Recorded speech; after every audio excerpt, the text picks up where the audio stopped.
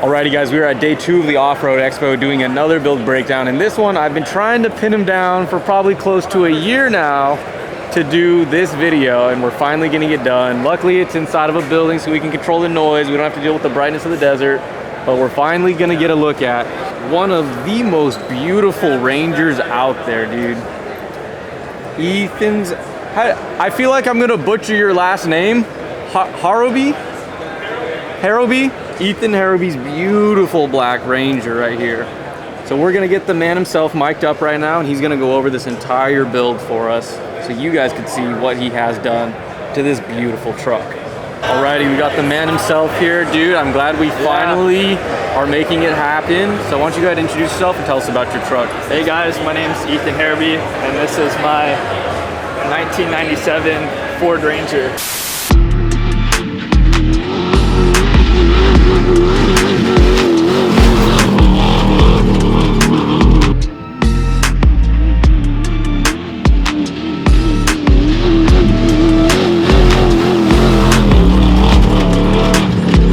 Well, I guess before we get too deep into it, I think we go back to the history. So if I remember correctly, you had bought it somewhat pre-built, right? And then once you had it in your possession, you threw your own special touches on and finished up the build, right? Yeah, so I bought this truck from Utah from a guy named Troy. A guy named Aaron Fubazi used to be the head fabricator for Diesel Brothers. He did all the fab work on it. I bought it already full, engine cage, bed cage, engine swap already, and then from the last 2 years on, it's just been kind of making it look like what it looks like today.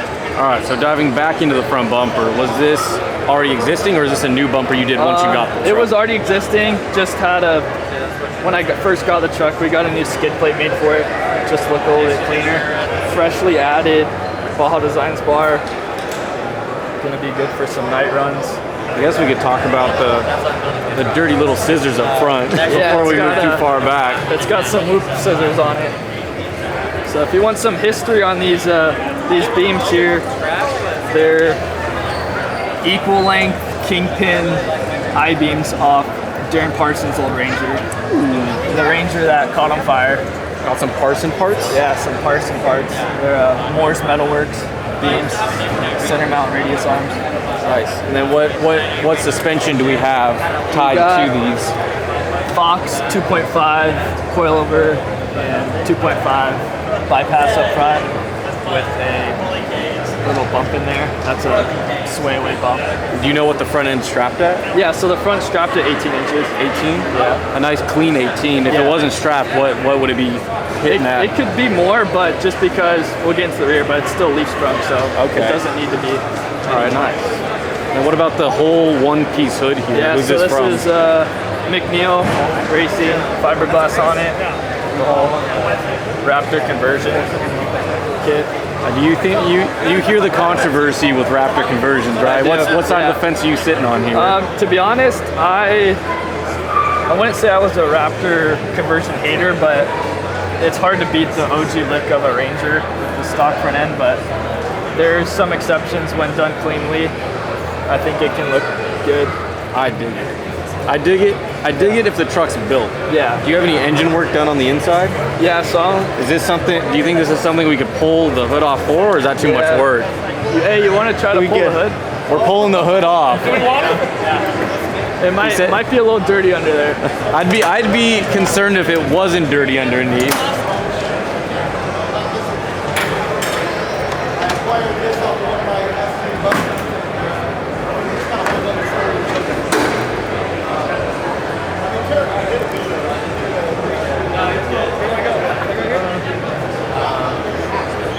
Yeah, now we can see the suspension better too. This was a great idea because now so we can it's all stock, completely from factory. I was like, hold on, we just pulled this whole thing off for what? Yeah, so it's got a 5.3 LS1 in it. Just mild cam from Texas Speed, stage 2. Just not too built. Plenty for leaf springs. Nice. It likes to party. Dude, this cage work in here is like it's perfect. Yeah.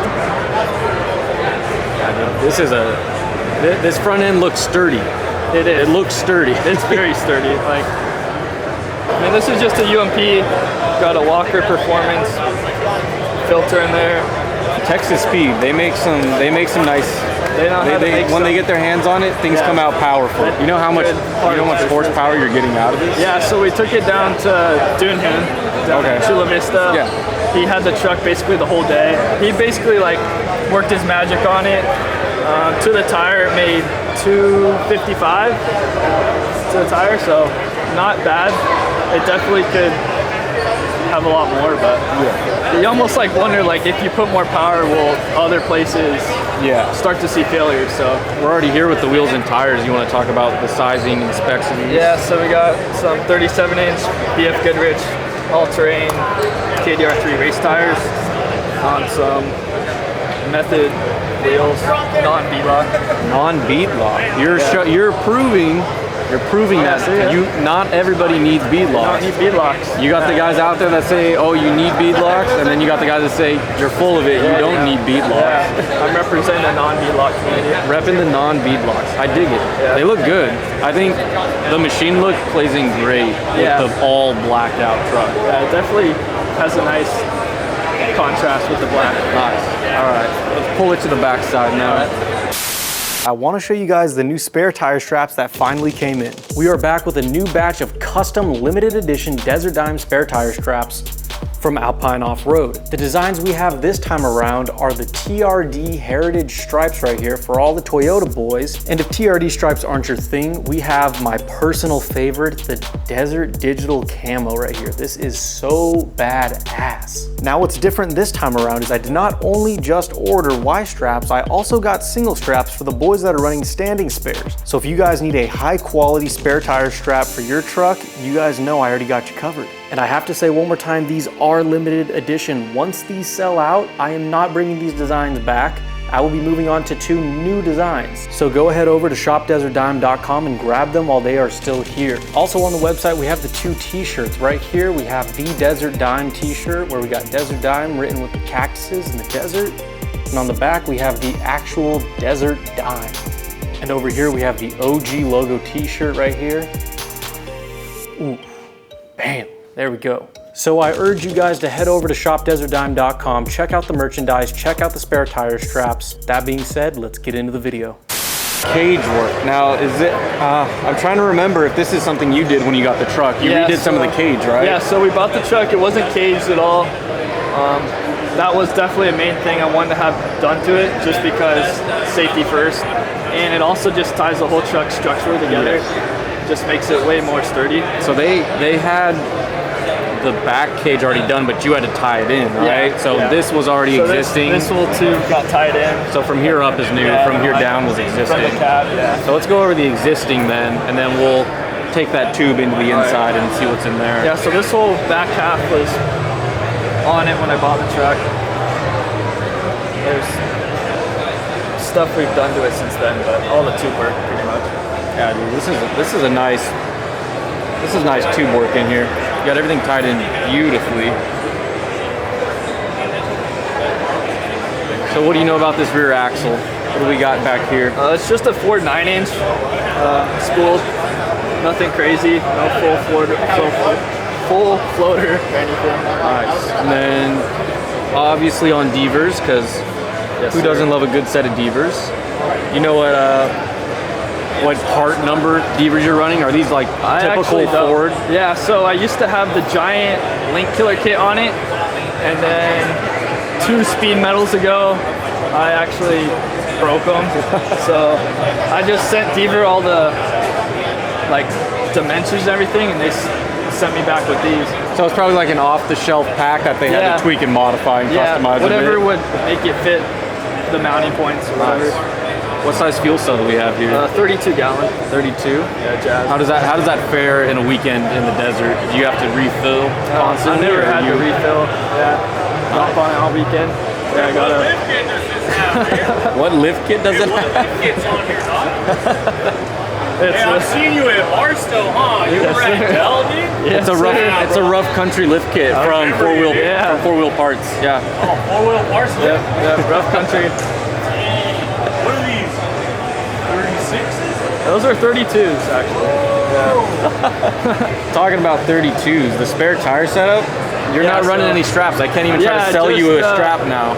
Allen Motorsports, he's been taking care of all the fabrication besides the cage since I bought it. I just had that recently done. So they didn't have this spare tire mount like this when you bought it? No. You wanted to put this on? It just looked cleaner. You went with that Paul All-American Sender type setup with bolting in the spare. Yeah. Which is, it is a cleaner look. It's just clean. It looks sick. Yeah. I'm sure it's a little bit of a trip to people in the desert when they see you mobbing and there's no strap on the tire. They're like, oh. You gotta do a double take. Pro Eagle jack under there with the spare drive shaft as well. Dang. Nice, dude. Everything on this is like concealed. It's nice. So like whenever you need the jack, you mostly have a flat. So when this comes off, you can access that super easily. Yeah, it's like a very simple back end. Like you usually see everybody mounting all their stuff up top and having cubbies and trays made. But like hidden from the sun also, which I like. How much does this play into the weight distribution now that you have literally like all of your added weight at the tail? Yeah, that's why I want it back there. It already had the fuel cell back there, but then if you actually want to talk about weight, if you want to get down here, it has a 1/4 inch thick steel plate that's 150 pounds. Jesus. Yeah, so that's a weight plate. Get all the weight back there. Was this part of the setup that came with it, or did you do this when you did the spare setup? Yeah, so Allen Motorsports added the jack mount back there. It already had the That's a sick mount too. How they tied it into the cage here. Sweet. Oh, dude. Yeah. Well, luxury PreRunner. Luxury. So the glass here, is it the same as the front end, or what company glass? Yeah, it's also McNeil. Yeah. McNeil 4? Is this 4 inch or 6? This is the... Bigger than 6? I don't know what's going on here. They have like 2 different widths. It's not the super wide one. Okay. Whatever one that is. Tucked in right next to the glass is what everybody always wants to know, the shock package. What do we got for the shocks here? It's got a 4.0 Fox Race Series bypass. It's beefy. It is beefy. It's very beefy. Some people say too beefy for a leaf sprung truck, but too beefy? The bigger the better. Those people are just mad they can't afford Race Series shocks. That's the problem. And then what about the your third brake light up there? That's Cutlass Designs. Cutlass? They're Marcel. They're right over there, aren't they? Yeah, they are. Where are they at? They're somewhere over there. Right across, over yonder. See, this is why it's good that we're filming it here at the expo. We can literally run to the other side of the room and go talk to the guy that makes them. Every part that's on this truck we could find here at the show. Yeah, pretty much. Yeah, it looks super clean. And then obviously you have to have the safety. Yeah, fire extinguisher. Everybody's got to have the safety. We will talk about this antenna, but I think that leads us to the inside, right? Yeah. Okay, I'll go around to the other side. You come in this side. Oh, wow, dude, you got all the stock paneling in here still. Damn. That was like the main goal with having the cage done, was keeping as much factory stock panels and dash as possible. I just think it looks so much more like a truck. It gives it like I can't say sleeper vibe because the outside definitely doesn't look like a sleeper, but it's just a nice stock interior, which gives it like bonus points, I guess you'll call it. Yeah, it just makes it feel like a normal truck. So you not ripped out the gauge clusters, but covered them up with a Holley system? Yeah, it's running off the Holley EFI Terminator ECU. Guy, he's got a crazy nice Ranger BTF build. He made 3D printed this little back plate for it to hold the Holley. Looks super clean. That's badass. I love the Holley, like clean dash setups like that. Yeah. And then the steering wheel, what kind of, because it looks like this, you have this is all stock still, right? Or is this 3D printed? Yeah, that's all stock. Yeah, like you can like adjust it. Just sparkle wheel with the sweet quick release. Pretty badass that even that part is stock too. Yeah. I'm kind of curious, what's the little black button right there? That's how you start it. That's the starter? Yeah. And then you kind of merge into a not so stock center console here. Yeah. Fuel gauge, light switches. The switches for the nice ladies. Yeah. The women who go to church on Sundays. Yeah. And then you got a little Hoon handle in here. Yeah. You throwing this thing around or what? Yeah, dude, you gotta have that thing in here. Were you doing demos this weekend? Nah. You swinging this at demos? You going to street takeovers, aren't you? I seen you out there on Instagram. Keep me in the middle of the intersection. Nah. Okay, well, now we can actually look at this cage work you did. I think I caught up with you in, where were we? Hammertown, no? Or was it? Yeah, Johnson Valley. When we were watching King of Hammers, no? During King of Hammers, yeah, and you had just gotten the truck back from the cage being done. Yeah, so JRT Fab did all the cage. Rest in peace to him. He did a really good job on it. And, ties in beautifully into the dash behind it, ties into the engine cage up there. Yep. Goes Ties into through the rear, cab. too. Yeah. I feel like you told me something about this on how he was able to tuck it so tight against the cab. Yeah. He looked like against here, he like shaved into the side to like keep the panel. Yeah, that's what it was. I remember talking about that now. Something cool. Got this like backup mirror. It's like that stays on all the time when the truck's on, just to look out the rear. All digital and everything, dude. Badass. And you got the Sparco seats. What model are these? Evo L seats. Evo L, nice. Yeah. You're running PCI? Big PCI guy? Yeah. Is there a reason you're running PCI? Are you like loyal to the brand? What's going on there? Yeah, just like PCI. And one of my favorite things I was just talking about yesterday is harness setups that have the little quick release dial instead of having to put all 4 pieces together and fumble around your crotch area. I got those last year at the Sand Sports Show, and I think it was like right when they came out with them, and I was like, okay, the cage was being built, and like, I need these. Yeah, I love like, these. These are makes nice. it a little bit easier. I like these headsets too. Yeah. These are really nice. Is this the system where you can like Bluetooth to your phone and play music? It's Bluetooth, yeah. You do music in these bad boys? Damn. Gotta have the white crew music playing through the whoops. Okay, I think what we're gonna have to do, because I don't know if the people are gonna like this video as much because we're not off-roading in it. We might have to meet up and go off-roading in this season. And looks too pretty right now. It's because of what the people want. I don't want to ride in it. I want to be out there. I don't want to ride in it. It's the last thing I would want to do, but if the people want it, then I guess I'll have to do it for the people. Yeah, we're gonna have to get out there soon enough. I don't know if there's anything else in here we're missing. Yeah, just a bunch of... Got a kill switch right here? Yeah, it's just battery. Little battery kill switch. You running just a single battery in here? Yeah. Everything's going off the Optima, huh? Yeah. Nice. You think we're missing anything? Got the Kylan Garcia chrome tin on it. Dang.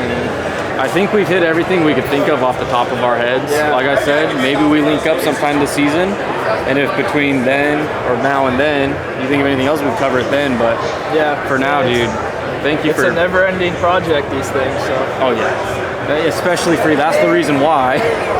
That's the reason why we couldn't meet up. Next time you'll see me in the dirt, there'll be something new on it. That's the reason why we couldn't meet up, because every time I asked him, he's like, oh, but I need to add this one more thing. I need to add this one more thing. And that was the answer for a year. And I'm like, dude, if we wait for this to be done, it's never getting filmed. Yeah, it's never ending. So. But I'm glad we finally got it. Thank you for taking her top off for us. I think you had to just see the engine and stuff.